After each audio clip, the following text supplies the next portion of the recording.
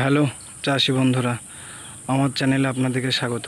যারা আপনারা নতুন কুলের আবাদ করতে চাচ্ছেন তাদের জন্য বলছি। দেখুন এই গাছটা দেখুন, আমার বাগানে একটা গাছ দেখুন, হালকা হালকা হলুদ হচ্ছে। দেখুন গাছটা কিন্তু সবুজ ছিল, এতটা হলুদ ছিল না, ধীরে ধীরে ধীরে ধীরে ধীরে হালকা হালকা হলুদ হয়েছে। এই এই হলুদ হওয়ার জন্য যে কি ওষুধ দিতে হবে সেটা আজকে বলবো। এই হলুদ কুলের পাতা যদি হলুদ হয় তাহলে আপনাকে দিতে হবে মেটালক্সি, যেটা ম্যানকোজেব। সেটা অনেক কোম্পানি অনেক নামে আসতে পারে বাজারে। যেমন একটা ভালো কোম্পানি যেটা জেইউডোমিল, সেটা আমি পরে ছবি দিয়ে দিব। আর তার সাথে দেখুন গাছটাই হালকা হালকা ফুটো হয়ে গেছে, পাতাগুলো দেখুন হালকা হালকা ফুটো হয়ে গেছে।